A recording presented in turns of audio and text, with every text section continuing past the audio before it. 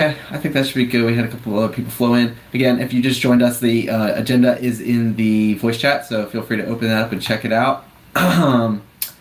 Always, we will kind of go ahead and kick things off with the recent events news, move into kind of our open floor, more overall discussion, and then we can kind of end things with the initiative and collaboration discussion component. I will say that these times that are posted here are kind of flexible today. I think I'm going to have this probably be a little bit shorter one just because I have some other initiatives I'm going to be trying to kind of push through today. But as always, feel free to interrupt, but I'm going to go ahead and kick it off. So one thing that is kind of in the recent event news that we've discussed last week was, the bank core situation.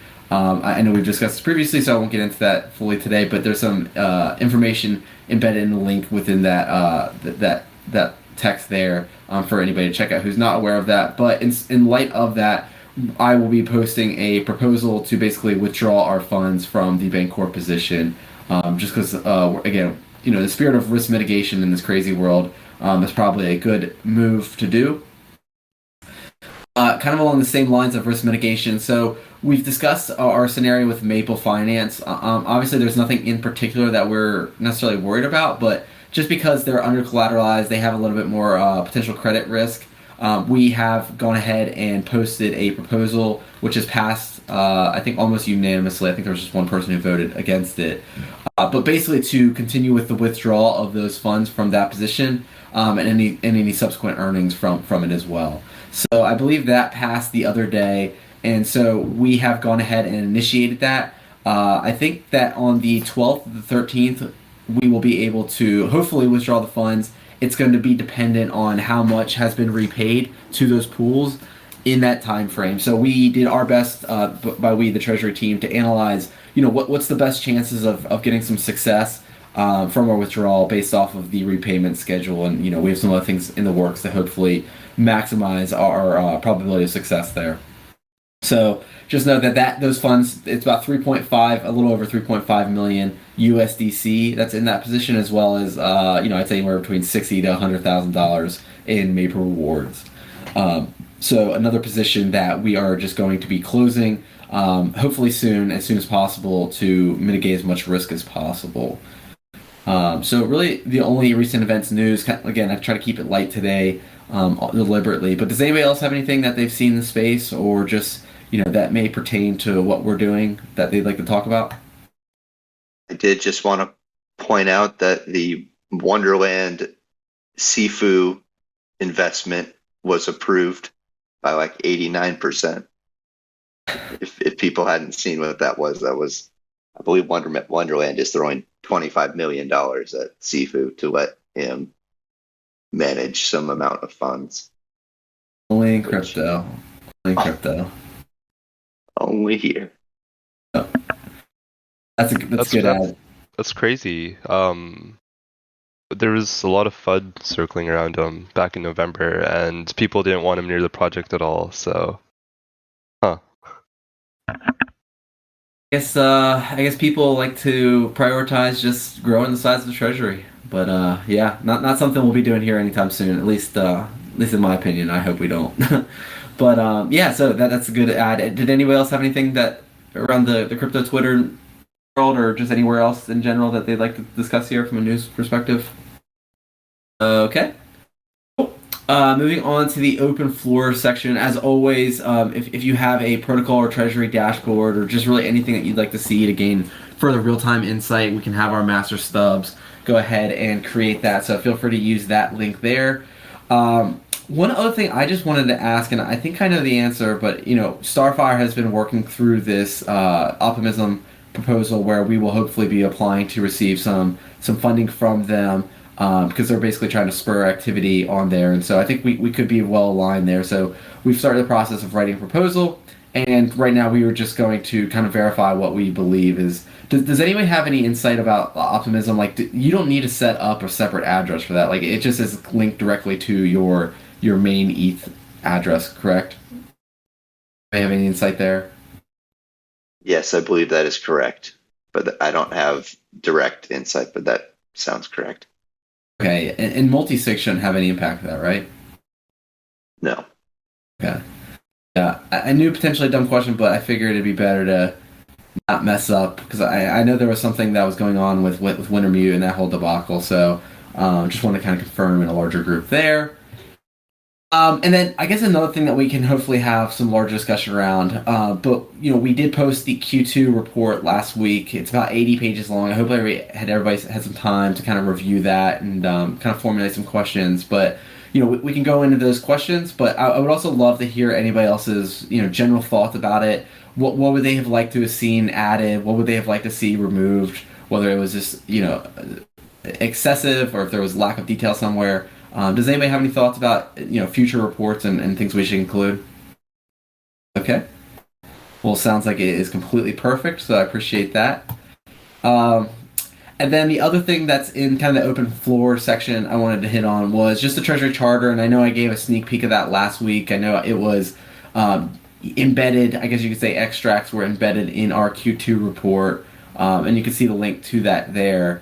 But really wanted to kind of see, just anybody's general thoughts if they've had some time to digest this, whether they, one, thought it was, in shape to where we can green light it more formally, and then two, just kind of looking at the core functional areas that we want to kind of deploy our capital to, as well as the core principles that are outlined there. Does anybody have any additions, thoughts, comments, or just anything in general about this charter that they would like to kind of see in there?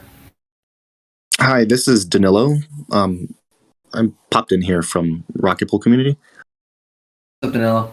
Hey, just question: does the charter need to be finalized before the liquid stake derivative investments need or will be done? I don't know if those two are related. No, not related per se. The charter really is not something that's going to be like formal governance per se.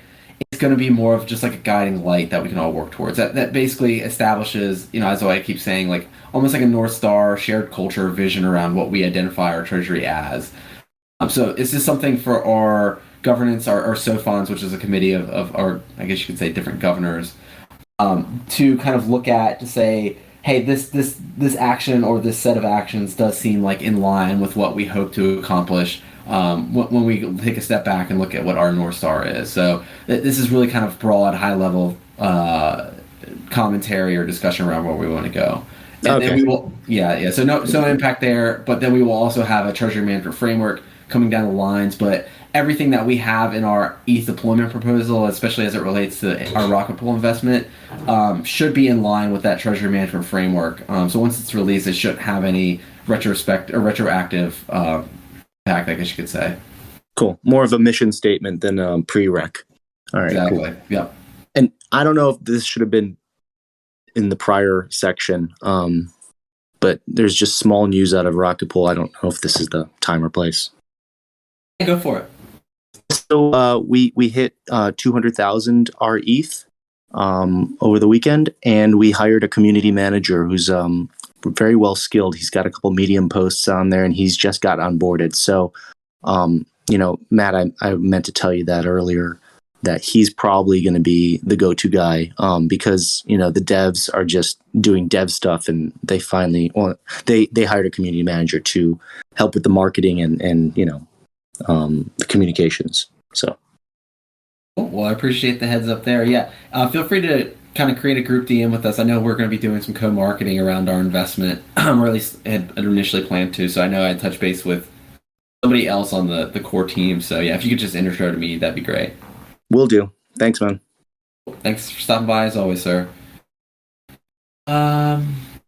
Okay, cool. So yeah, did anybody else have anything that they'd like to say about the Treasury Charter? Again, this is not something that's like totally binding from an explicit standpoint, but something that will kind of act as, I guess you could say, kind of like our Bible that we always kind of go back and gut check, our reaction to whatever we plan on doing. Yeah. Hey, Matt, this is Cameron from Notional.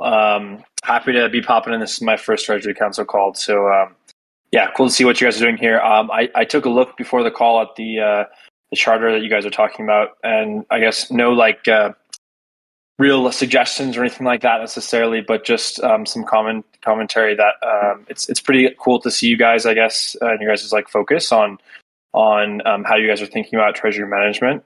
I've spoken with quite a bit of DAOs on how they're thinking about treasury, and as highlighted by the example of the Wonderland and Sifu thing or Sifu thing. I think you guys like are thinking about it in a much more like sustainable way, and that's cool to see. I wish and hope a lot more DAOs kind of are able to follow follow your guys' suit, and I hope you guys like publish and try to make get a little bit of hoopla or some excitement around like I guess this charter, because I think it is kind of unique and a good best practices other DAOs should be adopting as well. So. Oh, well, thanks for the kind words, and really appreciate you stopping by, sir. I know we've been kind of talking behind the scenes about just our stablecoin deployment, and so I know Teddy with you guys has also stopped by and kind of give his thoughts and kind of show he's a thought leader in the space during one of our panels around just the lending in the DeFi ecosystem in general. So really happy you're here, and that's another thing maybe I can kind of say about what we're doing here is it's great. Like we're going through all this like rigorous activity to develop these like more formalized, explicit like thought leadership statements and frameworks and everything. And I think that's not what a lot of people are doing. And I think we can kind of take for granted that we're doing it internally, but we could use this as an opportunity to create kind of a marketing effort by kind of becoming thought leaders in the space. Because in the end, my goal with all these different frameworks and charters and whatever it may be is to really take off like the burden from like one person or one human's intuition. It's really it's trying to refocus our energy towards being a collective group of thinking and just making sure that collective group of action and thinking is kind of systematized and kind of embedded in some kind of meaningful framework that we can kind of go back to and compare and contrast against. So really appreciate that, sir, and hopefully you stick around for the stablecoin deployment as well. Yeah, awesome. Thanks, man. Any other thoughts on the charter that you see here? Okay. Cool. Well, we are flying through today. I guess Starfire, before we get into the next section, did you have anything that you wanted to say from either the optimism front? I know you have some other proposals you're working on, other things that you're analyzing the landscape that you want to kind of talk about here? Sure.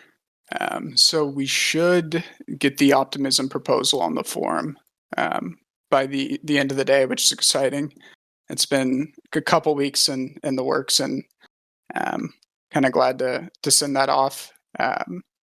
I've got two proposals. I just started drafting the Bancor liquidity withdrawal proposal, and then I also have a lower priority, but it's non-core asset proposal management framework for kind of like our Vodium bribes or our convex bribe revenue, and kind of formalizing the parameters on what those the parameters for how those are executed and rebalanced.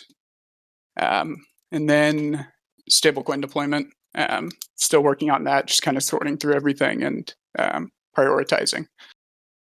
Awesome. Well, I appreciate it, sir, and keep up the good work. I know Starfire has a lot of things on his plate and a lot of things moving in action. So, as always, like everything we do, if you have a passion for something that we're working on or he's working on, feel free to raise your hand, get involved. Kind of along the same lines as we will be posting the Q3 budget request coming up, and so you'll kind of see like what things we're doing from a budget standpoint. And I think that will shed a little bit more light on some of our initiatives coming up as well. So I just want to kind of throw that out there as another open floor item. I'm trying to think of anything else I want to talk about. I'm going to put you on the spot here a little bit, but Sam, do you want to come in and do an intro? I know we've been talking behind the scenes about how we might get you guys involved. Yeah. Hey, everyone. It's great to meet you. My name's Sam. I been chatting with Matt for the past few weeks. Echo what Cameron was saying earlier around, Rook having pretty best in class practices around its treasury and setting a bit of a case study for other DAOs. I come from historically a more traditional investment banking, corporate finance background, but have taken kind of gone down the rabbit hole and started to contribute to a few different DAOs, and think that there is a pretty significant opportunity to just take some of the best practices from corporate America around just like financial transparency and tracking, and bringing them into DAOs. So, for example, I think a lot of DAOs could use kind of just simple budgeting mechanisms around, okay, this is what we spent last month. this is what we're targeting to spend this month between the different subgroups we have, potential on-chain proposals directly to the community, and just having that as a reference point for people to sort of track what the what the sort of treasury runway looks like based on different expenses that could or could not be approved. Then I think even kind of going one layer further, as DAOs look to kind of strategically leverage their treasury, whether that's doing things around, buybacks, whether that's doing different treasury diversification strategies or doing M&A or partnerships. I think that having a cohesive framework to analyze those decisions, one, from the perspective of, frankly, treasury runway, what does it do to our treasury runway? And then two, just what does this do for our token price? And starting to construct valuation models on tokens that look similar to what, equity research puts out for Web2 companies. So, those are some of the areas that I think a little bit of financial rigor could help on, and trying to just kind of do my part to advance the ball there. Well, thanks for stopping by, Sam, and kind of echo his point. Yeah, there's a lot of people in the space that just kind of take these things for granted and don't really place an emphasis on it. And maybe to kind of layer on, why I've been talking to him, and nothing is set in stone, but a big part of what I see our strategy is, especially as things continue to go down and us being in a pretty strong financial position, is just trying to look for opportunities as they come up, especially from an mergers and acquisition standpoint, or a strategic partnership standpoint, and maybe those two things are combined. But before we need to do those, because I'm on the team, I do have a background in M&A. I know how to do the diligence piece, and I'm sure a lot of other people can do components of that. But at some point, if we do kind of go down this path, which I hope we do, given the right circumstances, we will need some other people that are more a little external and have these capabilities to kind of come in and do the financial due diligence, who we don't have to worry about this arm's length relationship. We can have somebody who's independent and unbiased to come in and see if this situation really does warrant further investigation, research, and valuations of some number. So been talking to Sam and his partner about just seeing how we can get them plugged in to help us on that front, as well as just develop more dynamic models as we grow as a more complex enterprise. I'm so excited to kind of keep the conversation going with Sam and his partner, but just wanted to give everybody a heads up that those conversations are happening, and M&A and strategic investments and partnerships are a big part of what I want to be doing very soon. And yeah, thanks for the intro, Matt, and echo all that, and stoked to keep getting more involved with the Rook community. And as always, if people have ideas for where they want to see us, place our money from an M&A perspective, from a strategic and partnership standpoint, let us know. These are exactly where community kind of crowdsource the best ideas. And we'll do a lot of research on top of that. Similar to what we're doing with our ETH deployment, as well as our stablecoin, probably even more so. But again, we're not going to have coverage of the best opportunities. When I say we, that just the actual dedicated Treasury team. I think everybody else is going to have to help with that for us to really maximize our chances of success. So glad you're here, Sam. Hey, does anybody else have anything that's in the open floor section before I kind of move on to the stablecoin deployment? Okay, great. Well, I know you didn't come in ready, Cameron, but I guess, we've been talking. I would love for you to kind of do your pitch about Notional and why you guys might be a good option if you're up to it. And if not, we can always set up a time for a different day. Yeah, happy to go into things. Cool. Yeah, so I'm not sure how familiar everyone is with Notional, but we're a fixed rate lending and borrowing protocol on Ethereum. In structure, we're pretty similar to an Aave or Compound, and in fact, a lot of our system is designed after Compound when we first got started back in 2020. Our big differentiator, I guess, or one of the big things we like to focus on is that all of the products, or I shouldn't say all the products, we have the ability to lend and borrow at fixed maturities for fixed rates at 3-month, 6-month, and 1-year maturities.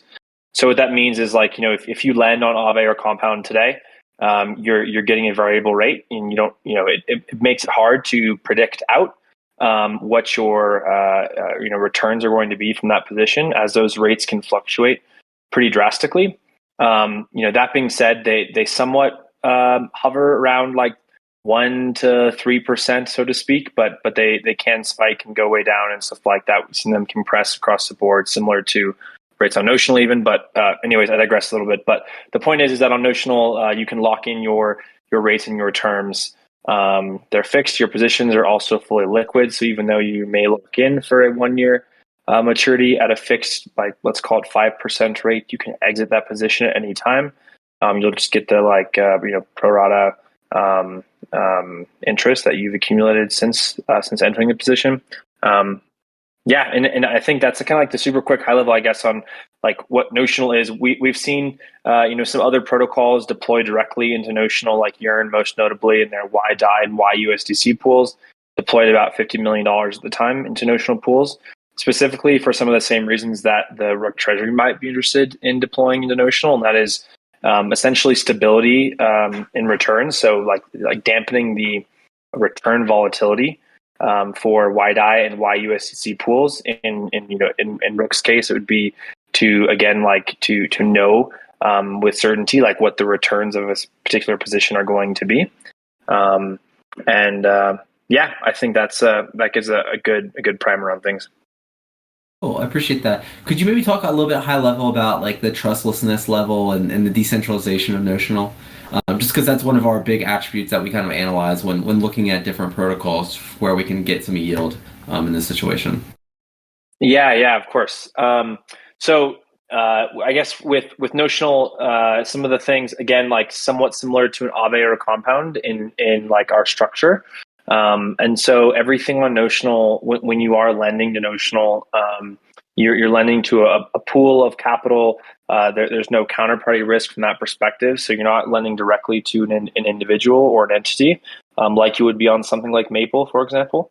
And because of that, there's no counterparty risk, which is really important. Everything is over collateralized. We require or the maximum LTV that a user can take out is around like that 70% number. And so as soon as a collateral drops or in a portfolio collateral drops a certain amount, then that position is up for liquidation. Liquidations can be triggered by anyone. So we've actually been chatting a little bit to see if it would make sense to use Rook in this way, but liquidations are open to anyone. We run bots at Notional Inc., but other community members run liquidation bots as well.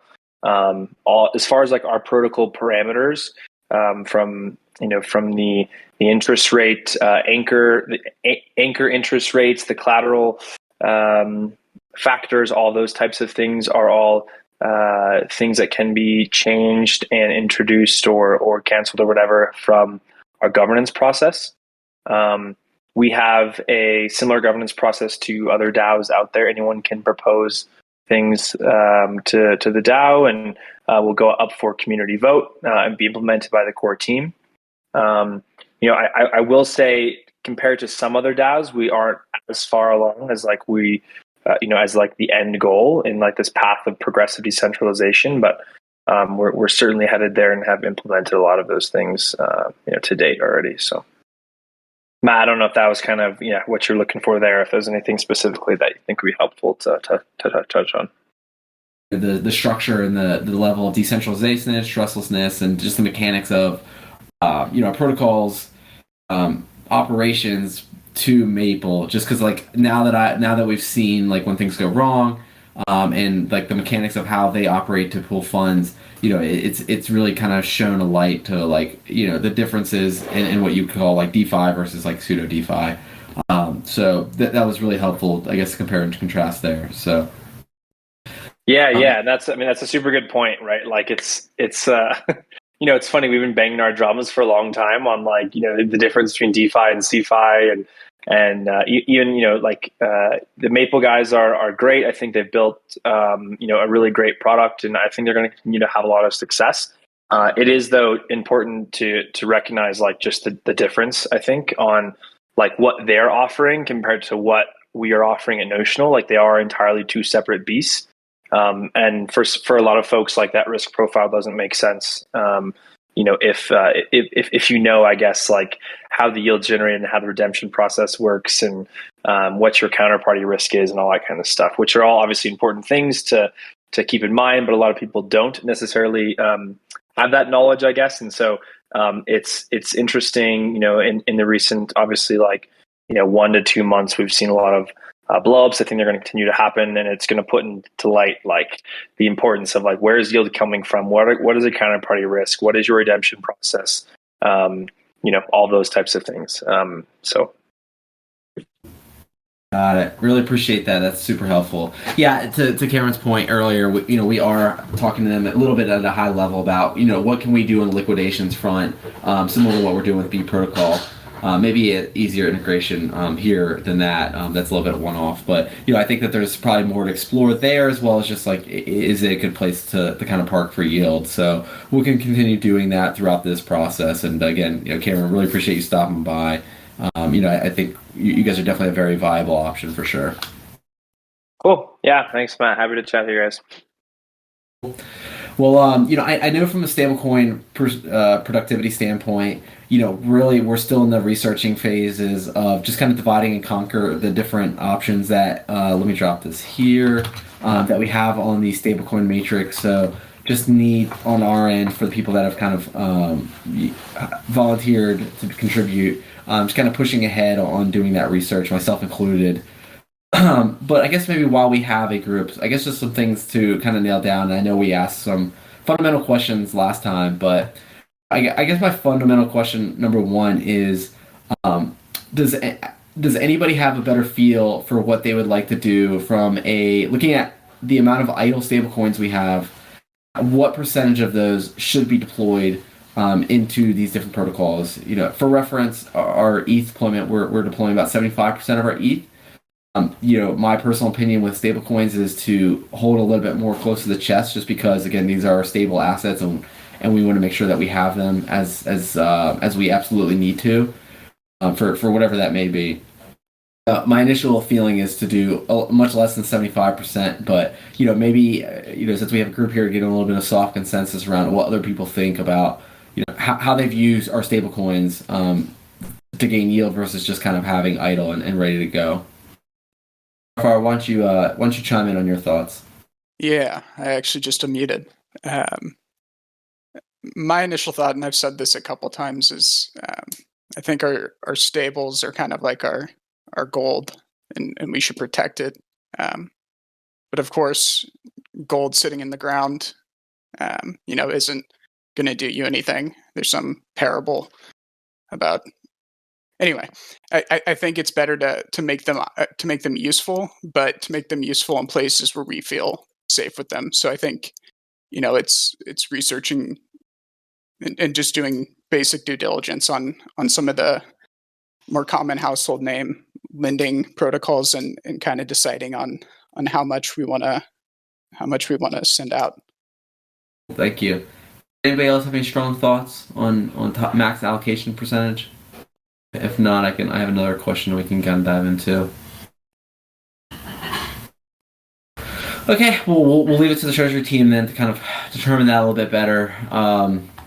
I guess moving on to, the next question is, I think with this, there's definitely a difference between our ETH deployment, because I think a lot of those liquid staking providers, as I mentioned last week, were relatively the same from a risk profile standpoint. They had their differences, but in the end, there was only so material of a difference. So I definitely see there being kind of different angles here. Because Starfire's points, focusing on kind of blue chips, those big names like Compound, Aave, Yearn, stuff like that. I think those are obviously something that we can very much include as part of our core low risk bucket. But I just wanted to kind of get if anybody else's thoughts on how they would like to bucket our other investments. When it comes to our stablecoin deployment, I think it's easy just to say low risk, high risk, moderate risk. But before I did that, I just wanted to kind of see if anybody else has any other thoughts on the best way to kind of categorize or bucket these types of investments to diversify not only our yields but our risk as well. So I hesitate to speak because I feel I haven't done enough research. But as I learn more about what you guys are doing and that you're looking at transactions that are happening. Matt, unlike the I think Aya was speaking. I don't know if you could hear him. Oh, okay. Sorry, one sec. Go ahead, Aya. I don't know how much you're looking at products off ETH mainnet for risk, and think that might be a way to Aya? think about. We're having technical difficulties here. Can you guys hear me? Anybody else Yes hear or him? no? I can hear you now, Aya. Yeah. Yeah, I can hear him. Okay. Now I can. Okay. So I was just saying, like, I'm kind of hesitant to speak because I don't feel like I've done the level of research I'd like to, but a category I haven't heard described that to me makes sense as I learn about what you're doing and looking at transactions that are also off of the ETH mainnet is diversifying across chains. So I don't know, like, maybe what the kind of more solid investment things would be on other chains you might be actually doing transactions across, or at least your keepers.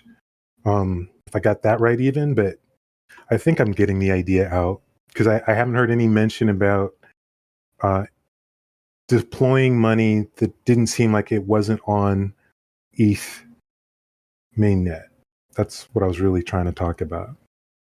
I think it's a really great point to consider. And I definitely think it could be a component of what we do.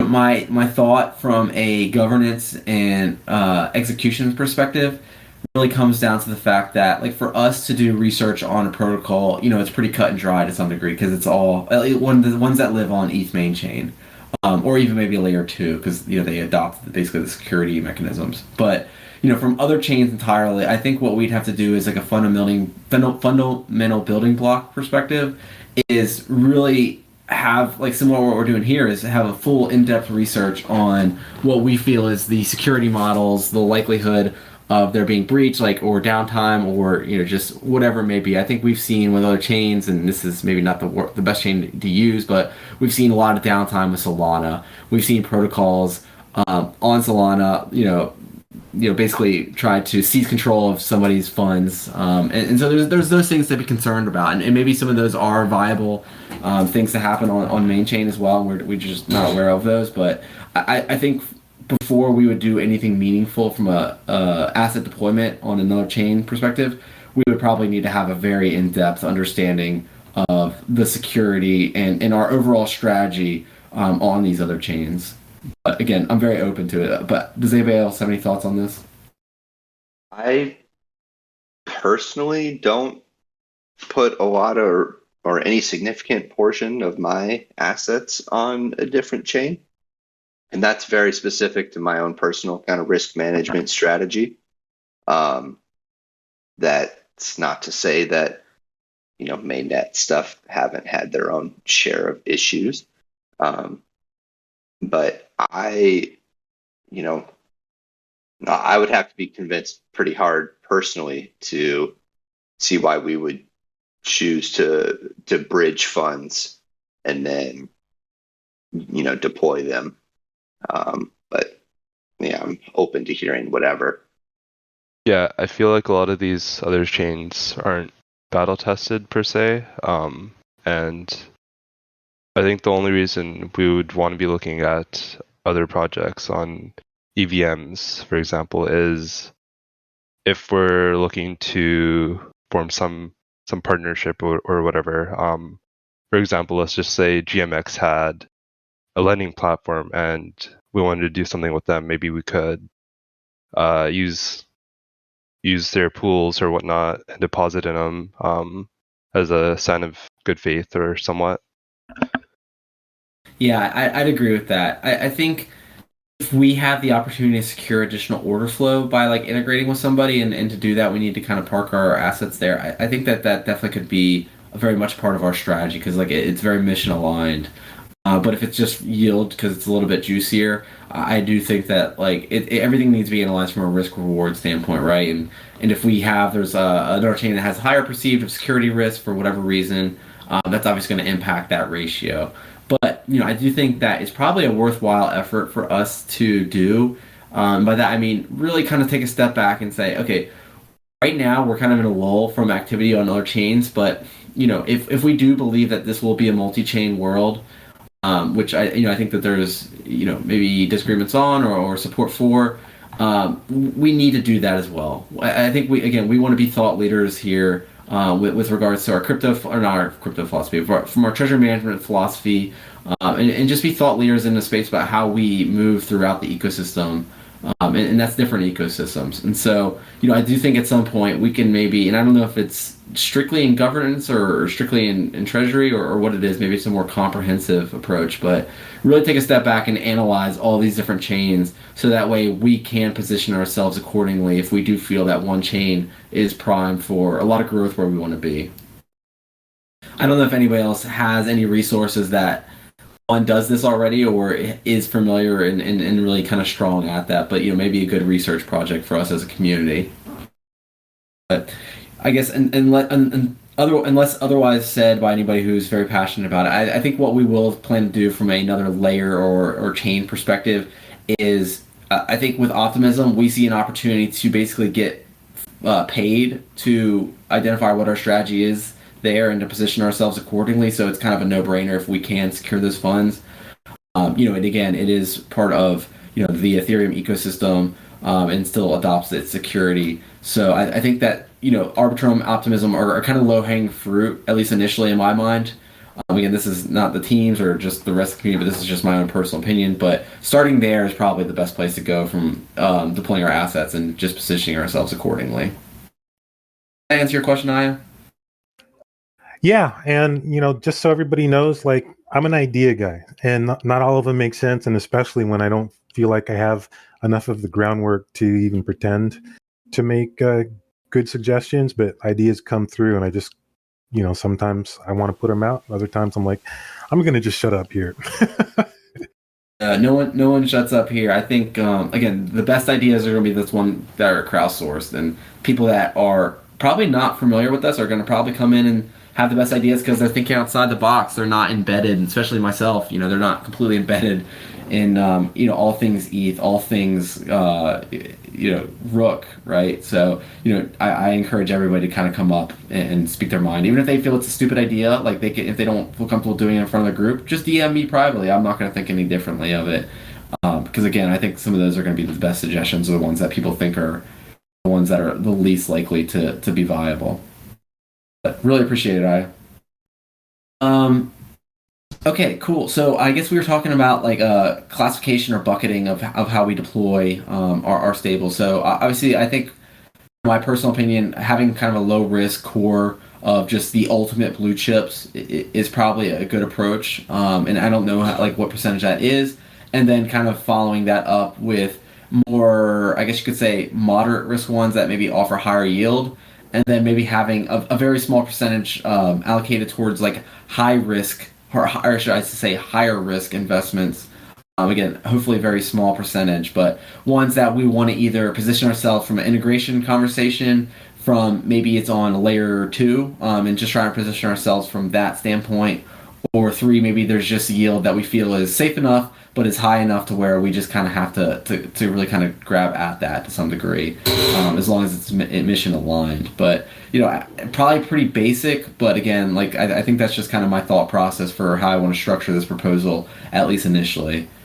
So again, does anybody else have any issues with that or recommendations for how we can improve upon that? Okay. Solid. Cool. Let's see. I posted this, I think, with our stablecoin researchers, but I just posted it in the voice chat. I can't remember who posted this, but I saw this somewhere, and it was a really cool post about just like a really deep dive on different stablecoins. And this isn't necessarily at the protocol level, but just stablecoins in general. And I think that's probably a fundamental question we want to ask ourselves longer term is what stablecoins do we want to kind of even hold a position in? It's easy to say, yeah, let's go with Frax, and we could have said at one point, let's go with UST. But I think understanding which ones we fundamentally can play or cannot play with is probably another good question to ask as part of this proposal process. And so I'm going to be reading this. I'm definitely going to be considering this as part of our research. But really encourage everybody to kind of take a look at this file because it's a really, really, really informative. But okay, I think that was everything I had today. Again, I really appreciate, especially Cameron with Notional. Really appreciate you stopping by. again, they are definitely in the running for some solid allocation, and so we'll kind of see where this goes. But as always, we will be filling out this stablecoin matrix. If you would like to get involved, please let us know. In the next quarter, we will actually have additional incentives for people who are researching and kind of contributing to this process. So more to come on that front. But I guess, again, really appreciate everybody stopping by. And maybe before I leave, does anybody else have any final comments or thoughts or things they'd like to put on the agenda for next week? I'd love to remind everybody that, KIP 15 has expired, which is the lab's kind of miscellaneous use budget. There's a report on that in the quarterly report. TLDR, we did not spend all of the last quarter's budget by a lot.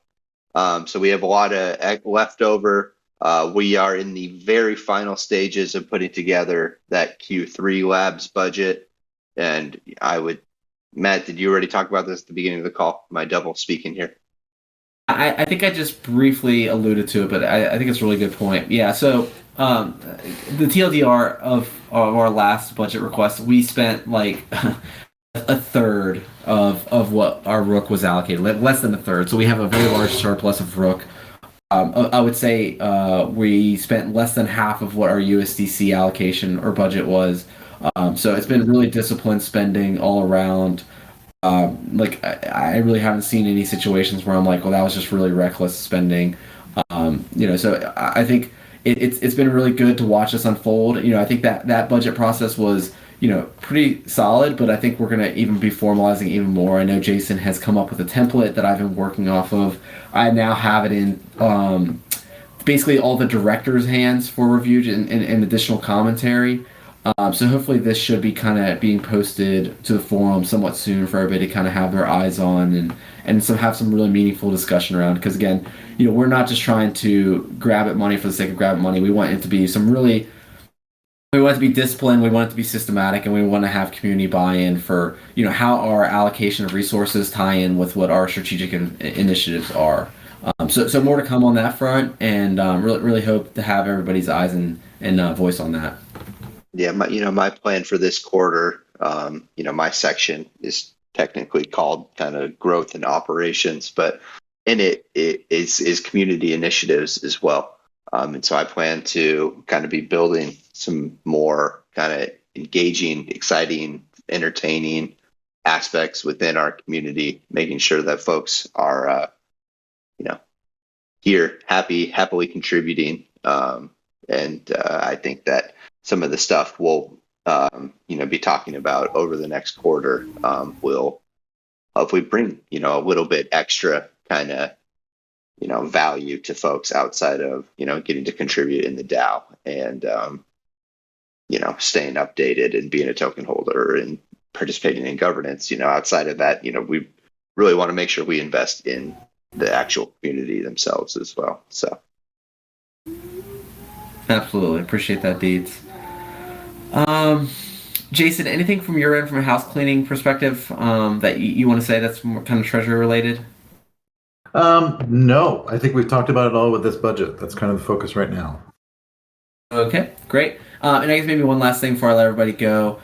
Just talking about high level about some proposals coming down the line. And I know we've referred to some of them, but Optimism proposal will be hopefully getting shipped today. We have an other assets discretionary KIP that will be posted hopefully in the next week or two. I know I will be looking to establishing a testing wallet, as well as just really kind of defining which stable coins that we can kind of swap between and actually own.